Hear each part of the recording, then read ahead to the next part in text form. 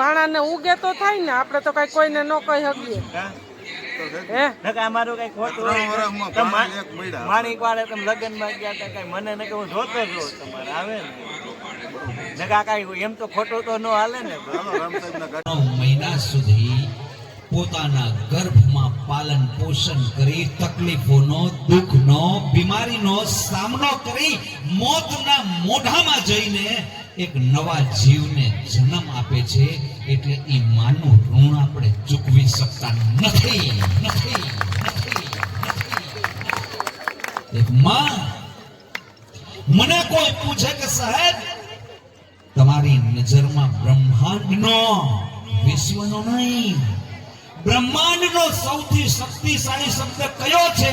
એટલે હું આંખ વીંચીને એક સેકન્ડમાં કહી દઈશ કે માં. માથી મોટું કોઈ નથી. કારણ કે આપને સામાન્ય તકલીફ થાય તો આપણે લોકો બેચેન થઈ જાય. સાહેબ એ 9 મહિના સુધી કેટલી વિકટ પરિસ્થિતિઓનો સામનો કરે છે. એ તો જે એ પરિસ્થિતિમાં હોય એ સાચી રીતે સમજી શકે. માં અને બાપ, મમ્મા વિશે તો કીધું, અને બાપ, ભાઈ બાપ છે ને એ ઓક્સિજન છે. બાપ ઘરની અંદર ખાલી ઊભો હોય ને સાહેબ, એટલે પરિવારના સભ્યોને ઓટોમેટિક શ્વાસમાં ઓક્સિજન મેળા કરે. એ છત્ર છાયા છે બાપ. પરિવારની અંદર કોઈ સભ્યને કોઈ વસ્તુ જોતી હોય ને, પોતાનું ખીચું જોઈ જોર ન કરતું હોય ને, તો ગમે ત્યાંથી ઉછીના પાછીના કરીને તમારા મોજ શોખને પૂરા કરવા માટે થઈ અને પોતાના તળિયા ઘસી નાખે ને, એ બાપ. માં તમને બ્રહ્માંડમાંથી અહીંયા લાવી અને એક બાપ તમારી ઈચ્છા પૂરી કરવા માટે થઈને એના તળિયા ઘસી નાખે.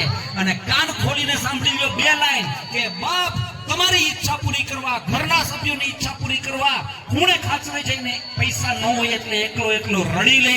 એની આંખમાં તમારી સામે આંસુ નથી આવવા દેતો, કારણ કે એને ખબર હોય કે જો હું ઘરમાં રડીશ તો મારી પત્ની, મારા બાળકો નબળા પડી જશે, નારાજ થઈ જશે, એટલે રડે પણ એકલો.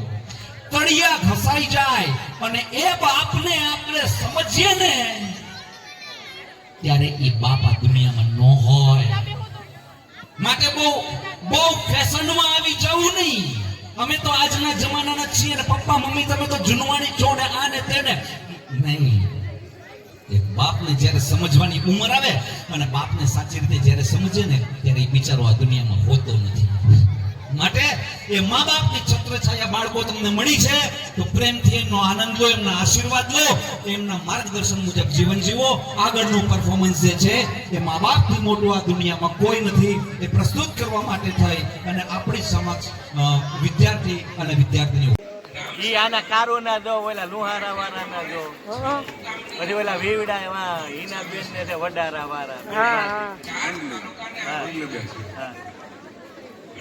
આપડાને તો આપણે બેટા હું વાંધો, પણ આપડા કમાઈ પણ હવે માણાને ઉગે તો થાય ને, આપણે તો કઈ કોઈને ન કહી શકીએ.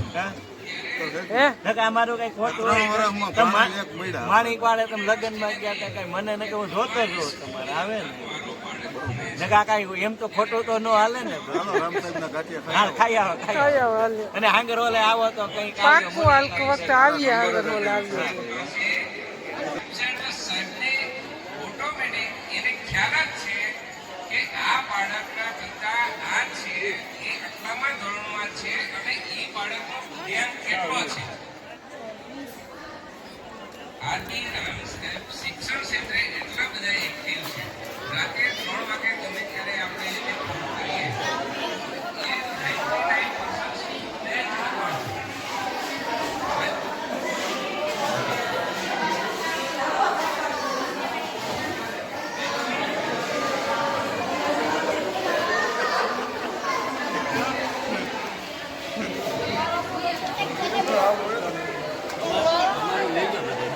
લેવાનું જ હોય ને. આપણને તહેવાર તો રામ સાહેબે આમંત્રણ દીધું તો બધે કોઈ મૂકી થોડા દેવાનું.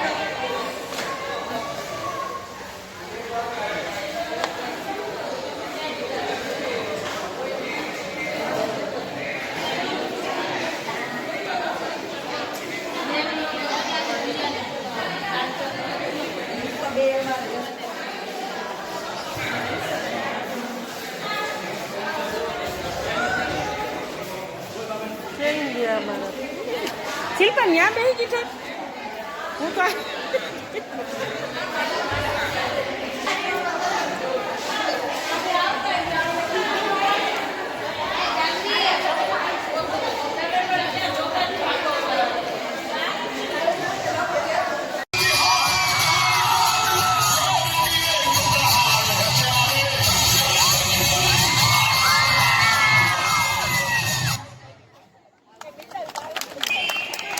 મોટિવેટ કરતા હોય હેતુ આપને પૂરો પાડે છે જીવન જીવવાનો હવેનું જે પરફોર્મન્સ છે એના માટે તો હું એટલું કહીશ કે એ જે છે એ દાખલા રજૂ કરવામાં આવે છે તમારી સમક્ષ ધોરણ 11 જે છે the students of standard 11 are going to perform their art दाखला क्या बोला अपन क्या बोला बेटा क्या बोला वो अभी स्टेज पर आएंगे परफॉर्म करेंगे ये वो चिंटू मिंटू उधर बैठे हैं उसने ये देखो माता जी बजा रही है ठीक है वेरी गुड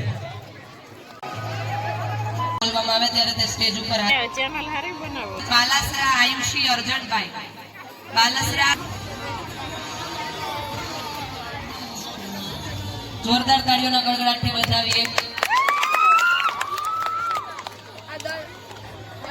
તૃતીય ક્રમાંક ઉપર ત્યાર પછી છે ગૌરવ અજીતભાઈ